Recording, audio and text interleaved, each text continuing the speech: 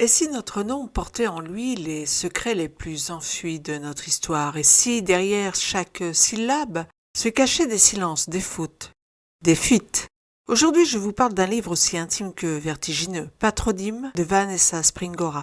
Après le choc du consentement, elle revient avec une œuvre tout aussi puissante, mais plus souterraine, plus silencieuse, une enquête sur l'identité, la mémoire et les fantômes que l'on porte en soi, sans le savoir. Mais avant de vous parler de ce livre plus en détail, n'oubliez pas de vous abonner si ça n'est déjà fait. Allez, c'est parti. Alors qu'elle a attendu sur le plateau de la grande librairie pour parler de son livre qui vient de sortir, Le Consentement, sur l'affaire Matzneff, chroniqué d'ailleurs sur cette chaîne, je vous mets le lien en barre de description, Vanessa Springora apprend le décès brutal de son père avec qui elle n'avait plus de contact depuis 9 ans. Celui-ci vivait chez sa mère, la grand-mère de Vanessa, avec une petite retraite dans un appartement de 35 mètres carrés. Marié 3 fois, Patrick Springora avait tout raté. Sa vie de père, sa vie de mari et sa carrière. Un père étrange, fuyant, instable, mythomane et peu aimant. Ce deuil va réveiller en Vanessa une curiosité ancienne, mêlée de colère et de tendresse. Qui était vraiment ce père? Que lui a-t-il transmis au-delà de l'absence?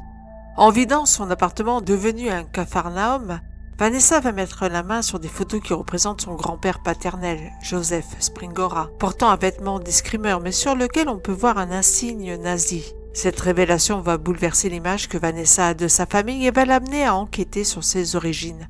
D'entrée de jeu, elle comprend en retrouvant les lettres que son nom, Springora, est une invention de son grand-père. Springora n'est qu'un pseudonyme, une dissimulation, une invention pour échapper à un passé. Mais quel passé?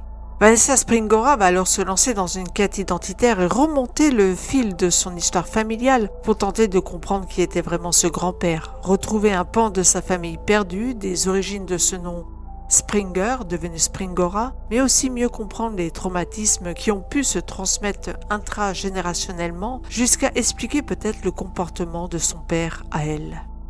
Le cœur du livre, une quête identitaire.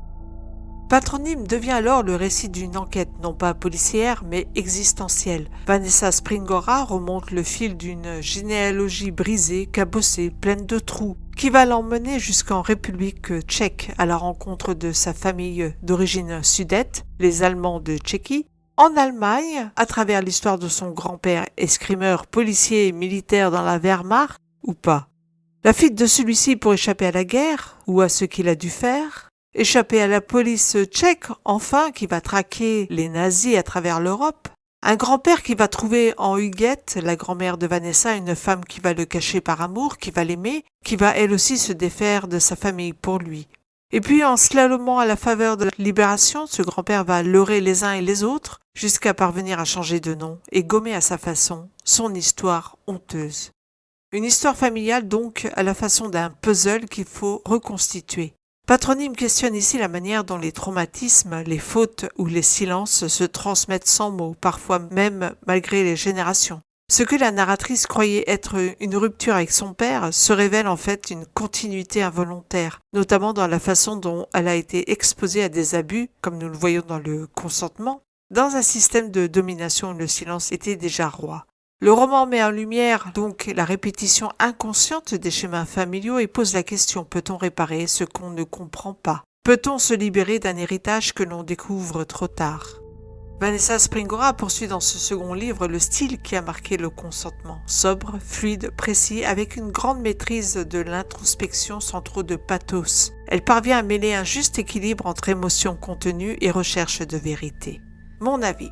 J'ai beaucoup aimé la première et la seconde partie de ce roman biographique, la découverte de cet appartement poussiéreux où son père vivait et les circonstances qui ont fait qu'il en arrive là. Le récit de la relation de Vanessa avec celui-ci, les révélations de sa personnalité cachée, puis enfin le choc des photos de ce grand-père en tenue d'escrimeur avec ce symbole nazi dessiné. J'ai adoré la quête, ses recherches aux archives, son arrivée en République tchèque à la rencontre de la femme de la famille qui lui reste, ses réflexions personnelles sur son histoire, ses hypothèses, son honnêteté, ses peurs, les confrontations avec la réalité des faits.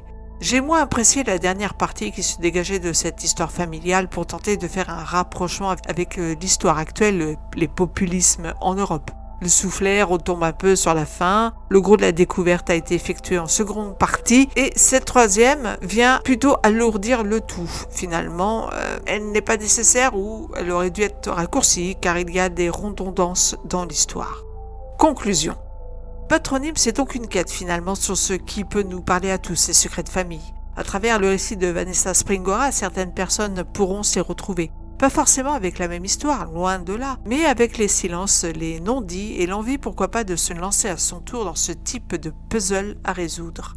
Un beau livre sur la réappropriation de son histoire dans lequel on plonge avec délectation et un brin de voyeurisme à la conquête de cette résolution familiale qui va déterrer de bien sombres secrets mais aussi révéler de belles choses et qui va changer d'une certaine manière, bien entendu, la vision de Vanessa Springora sur sa famille mais aussi sur sa propre descendance.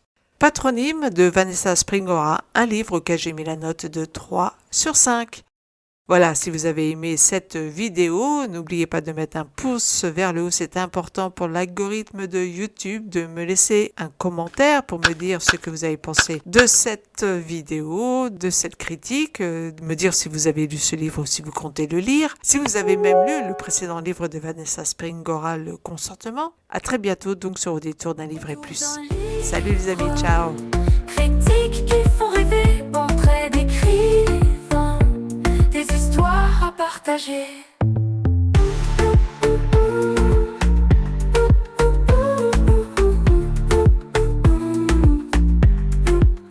Des romans, des essais, chaque jour une pépite, les lignes se dévoilent sous nos regards avides. Connecté à l'instant, à chaque nouveau livre, des mondes s'ouvrent à nous.